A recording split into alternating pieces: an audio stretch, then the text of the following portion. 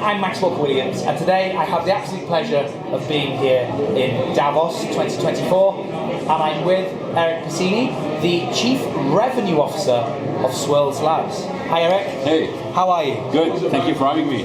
Yeah, no, thank you very much for taking the time to chat with me. I know you're incredibly busy. So, is this your first time at Davos?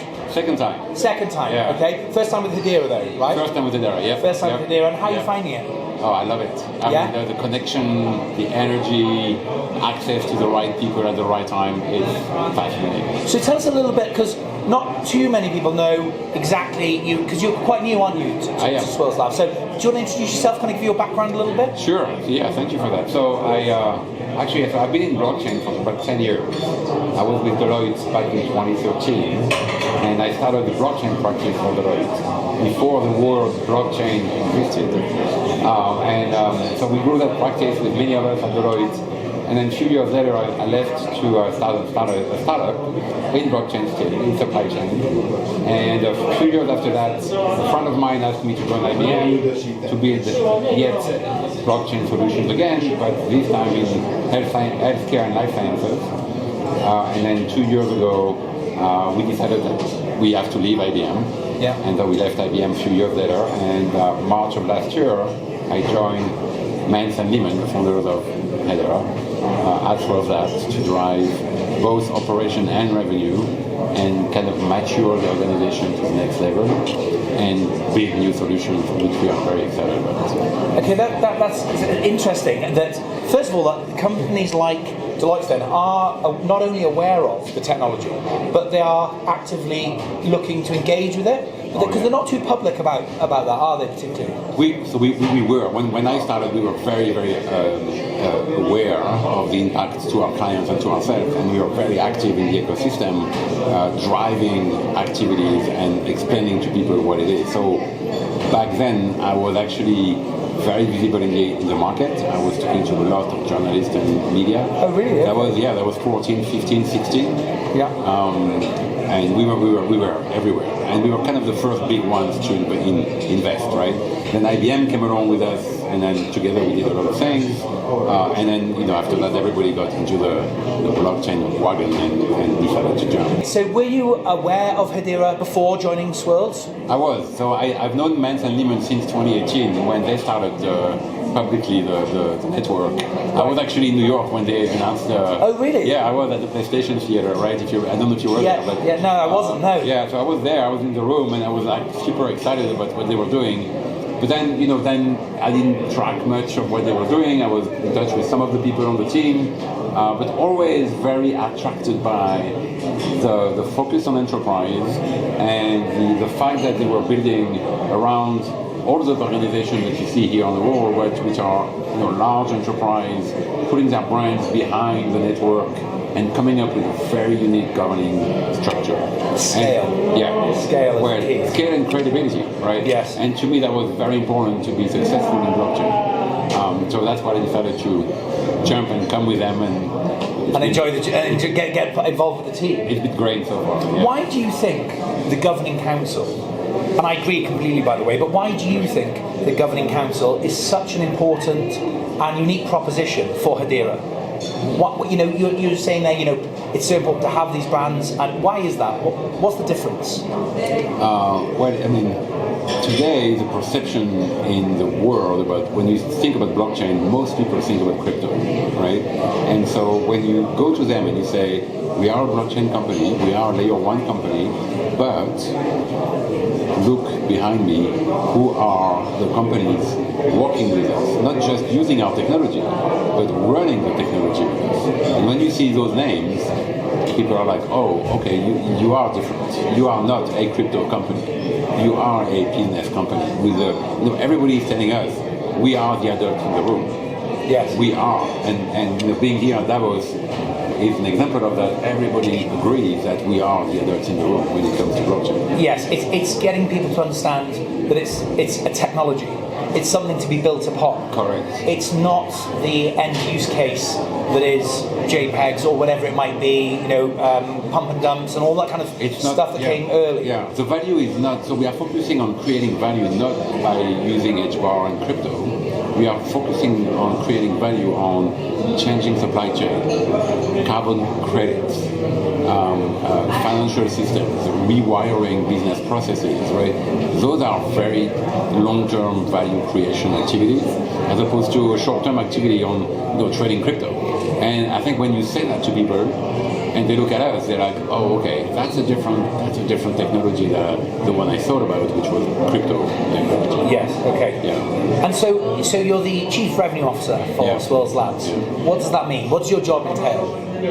So a few things. One is to make sure that we continue to generate a stream of revenue from Hedera and the ecosystem as Swirlds Labs, right? So maintaining the relationship with the ecosystem and everything else. So a lot of customer facing. The second one is to build new products and services to generate a diversity of revenue so that Swirlds Labs can all the time become more diversified and provide additional value on the top of the Hedera network. Right? So for example, we are working on what we call a private version of Hedera. So you will be able to use Hedera, the technology, code, platform, but in a more privacy protection setting. So for sensitive data internally in a company or something? So for not as much for sensitive data, because today the data is not publicly available on the network. Okay. But for the fact that some people are telling us, I want to build a solution, but I don't want people to know that I'm transacting with someone else. Not the content of the transaction, but the fact of transacting. Okay. And they don't want people to know that, because it could be very sensitive information, so in supply chain or financial services. And so they said we need a privacy layer or a privacy feature that protects anyone prevents anyone from having access to the platform and knowing that we are transacting with each other, right? Okay. So that's one of the products we are working on. And overall, I think what we are working to develop over time is what I call the abstraction layer, the business abstraction layer. So today, when you want to engage with the blockchain, you have to have technology expertise, legal expertise, compliance expertise. You need to be able to code a smart contract. There's a lot of friction to adopt a blockchain platform. If we build the right abstraction layer, then we can tell the large organization in the world, don't think about crypto, don't think about custodying assets, don't think about all of that, because we are taking care of that. Just build your business process on the top of it. So effectively you're building off-the-shelf products. A bit like, a simple example would be, you can go to Microsoft and you've got Microsoft Word, Microsoft Excel. You don't need to worry about building the actual software. We can give you that. Correct. Tailored maybe to what your specific need is. I think of it as business Lego blocks, right? So instead of saying, I have access to an asset which is the Hedera public blockchain, and I need to build a supply chain solution, then if you start this way, you have to build everything in between. What I'm saying is, we are going to build on the top of it, so the integration point, the level of work you have to do to use Hedera is much less than it was before, because I built all the blocks, I built all the intelligence, I abstracted the complexity of blockchain. Makes perfect sense. Yeah. And what does that look like at the moment? Are you at Swirlds building things that you think people are going to need and want, or are people coming to you and saying, we come to Hedera, or we're not in DLT at the moment, or we're looking to come over to Hedera. but you need to do X, Y, Z for us. It's Are they coming to you, or are you just building products? It's a mix of things, right? Mix of both. Right, okay. So the product market fit is there. We know because we've got a lot of inbound saying, we love this, we need this, and it's not available yet. Can you build it, right? That's product market fit in a way. We also know from our council members, for example, but from the community at large, what people are expecting from the Hedera network. And so we also are filling the gaps that people are telling us about. And then, of course, with Lehman on the team, we always have crazy ideas about what the future is going to look like, and we try to keep up with Lehman. Yeah. Right? But the difference with Lehman is he can have those crazy ideas, but then also deliver them. Yeah. He's Steve Jobs and the guys in the room actually building the product. It is. He's a very unique guy, very special man. So, revenue officer. What does the revenue look like, or what will it? What's the model? Is it a license that is is it per transaction? Do you sell it, or how does Swirlds generate revenue? So that's a good question. And so when you look at the business market today, the enterprise market, enterprises are usually paying license-based, right? So we are not going to go to them and say, forget about the way you're paying today for SaaS, for example. We have a different model. We're going to say, low friction. You know how to pay Salesforce, Workday, SAP, because you do that today, pay us the same way. So we're not going to reinvent the wheel when it comes to go-to-market and pricing strategy, right? We're going to be very straightforward, licensing, user base, maybe, It's something your customers are familiar with, but it's also a proven good revenue model. It is, exactly. Yeah. It's a good revenue model and very familiar, and we don't need to reinvent that wheel. We need to invent the rest of it, but not that. Yes, that's the one bit that works. Yeah. Okay. And so, how do you or how will you promote this? Because, or is it being promoted and we just don't see it? Are you going to be promoting it publicly? We will. Yeah. That is going to happen. So we are the early stage of this, right? So we are building those products right now. So we don't want to be ahead of the game, right? So many times in this industry, again, I've been here 10 years in this industry, people are saying, we've got this, and it's awesome, right? And how many times have you seen someone saying that I have the solution, but 6 months later, nothing happened? We don't want to be that, right? So we are building, we are taking our time, we are doing all the right things, like we did when Hedera was starting. And once it's ready, then we're going to announce, we're going to be go-public, and we're going to make some noise. Okay. Because it's going to be ready. And are there barriers to entry to engage with yourselves and use that software? Could retail, if someone came and said, I want to use something? Or is it for enterprise? Or is there a mix of both? I think we're going to start with enterprise because it's going to be easier for us to engage with them first. But there is no limit to what we can do. There's no technical limit. The only limit we have is the time we have in the day, right? Yeah, and the more customers, the better. Yeah, of course. And once it's developed, there's no cost to you. If somebody takes it and then doesn't end up, paying too much or the project not going, it's no loss to you if they don't end up using it. Right. I think what we want is to make sure that when people come to us and build, they actually build something meaningful to the world. Right? We are in Davos here, right? In Davos, you have to come here and you have to say, what am I going to do to change the world in the next 10 years? Right, as a company, as an individual. And if we have people coming to us saying, I want to build something because it's cool, but I don't really know anything else, maybe we won't support them the same way we support someone who comes to us and say, I want to change financial inclusion in Africa, right? That's going to be a very different discussion. And have the means to do it as well. The infrastructure, the people, etc., the track record. Correct. Yeah, correct. You want to start with the big... Again, I've been here 10 years in this industry.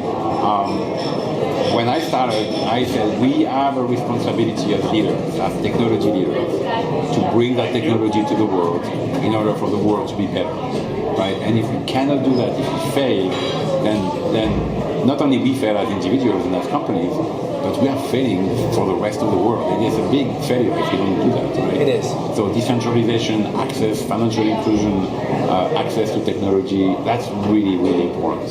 Okay. And so is Swirlds currently profitable, or do you have a forecast of when you will be if you're not? So we are profitable today. Okay. So we are reinvesting on everything that we make into new products. Yes. who knows what the future is going to look like, 5 years from now. But we are on a very good trajectory, and we are hiring actually. Really? So yeah. Oh, there you go. So what are you hiring for specifically? Do you know? Engineering positions, information security positions. Yeah. Mostly on the core platform. We are technologists first, right? Yes. So if you guys are interested in joining us, please. Yeah, okay. What's the best way of getting in touch? Because what I'll do is I'll put a link. Yeah, we have a website. I'll put a link in the description below, guys. Yeah. So if you are interested in getting involved and coming on board with the team at Swirlds Labs, I'll put a link in the description below. You can just click on that and then check it out for yourself.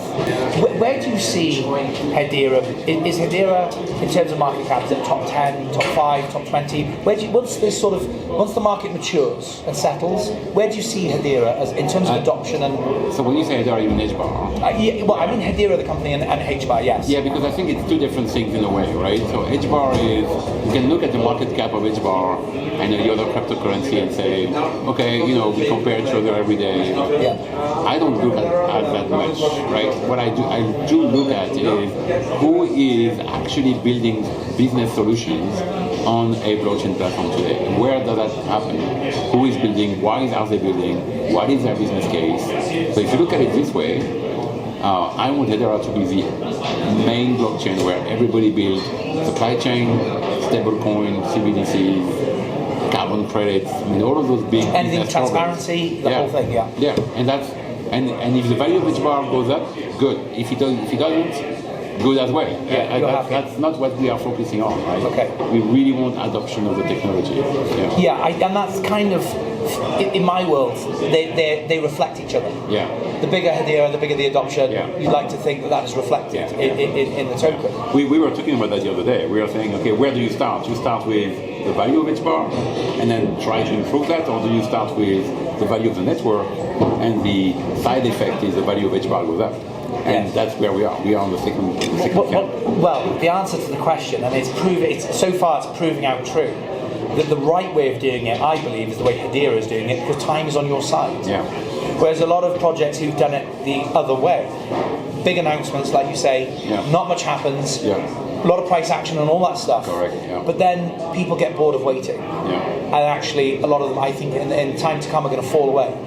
And in all this time that's gone past, Hedera's been quietly building in the background and seeing adoption and engaging and securing council members and setting themselves out to be future-proof. And for me, that's the right way to do it. Yeah, and again, I think it's our responsibility. I'm not here to make a quick buck. I'm here to try to change the world. Actually change the world. And if I make money on the side, great. Yes. But that's not the main driver. No. Right? And that's important. Yeah.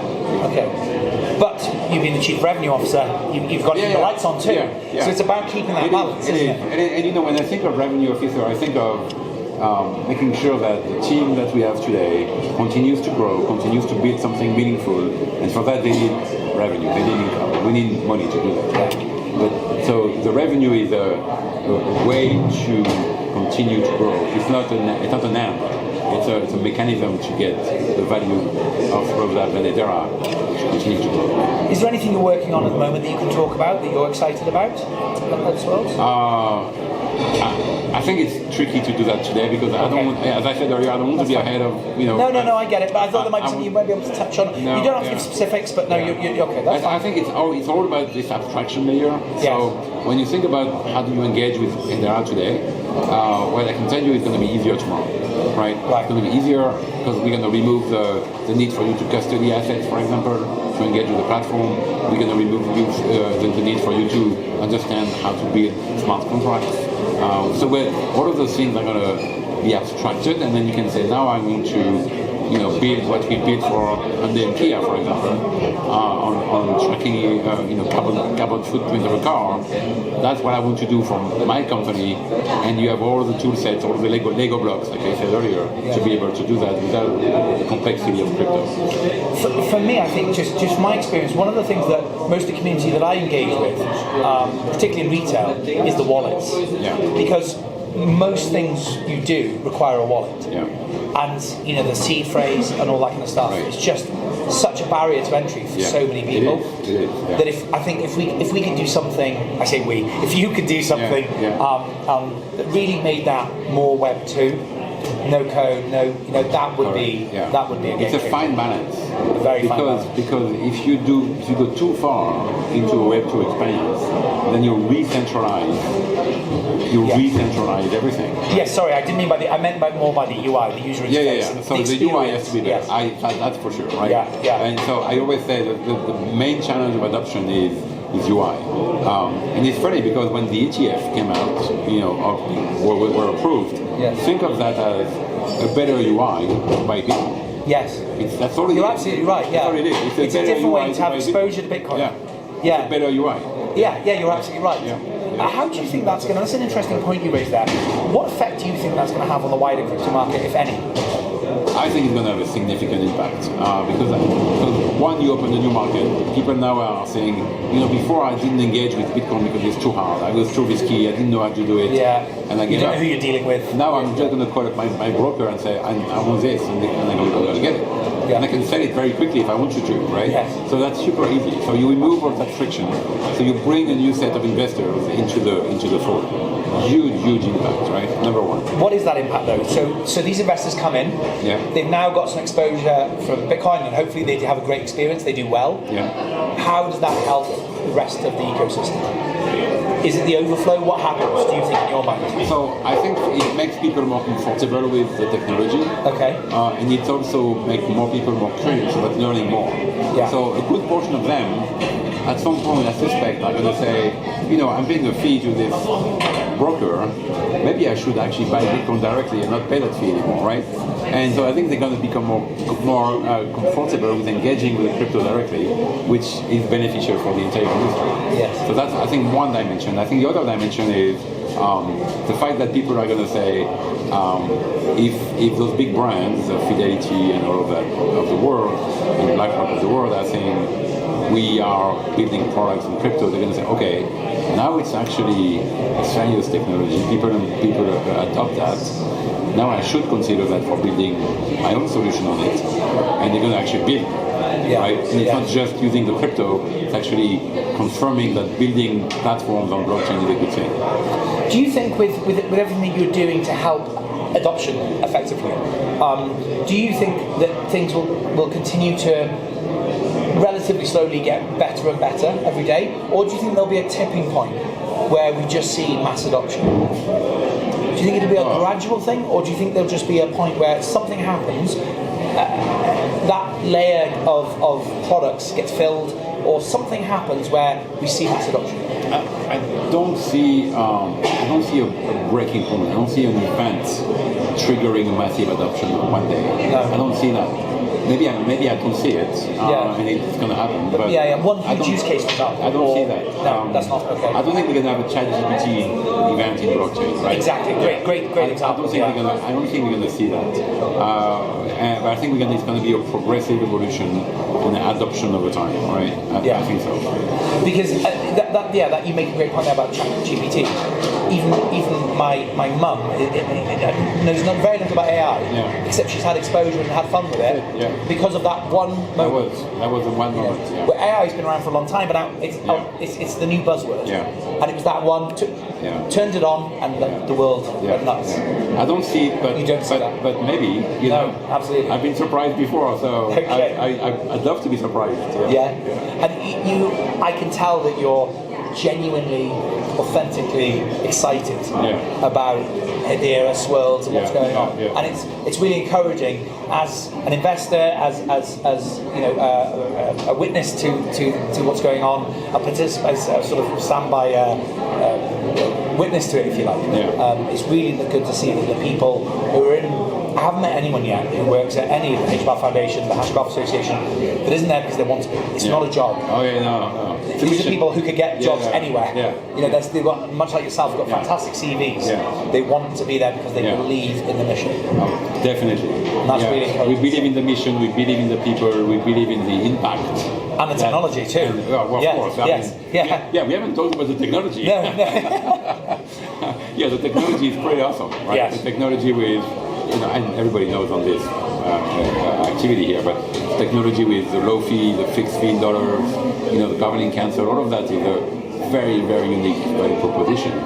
But at the end of the day, I think technology is not going to be the differentiator for forever. No. The differentiator is the people, the governing council, and the real adoption of the technology. That's the difference. And the ease of use, the experience of the products. The fact that you've got Swirlds Labs creating these things. Back to the UI discussion we had earlier, yes. Yeah.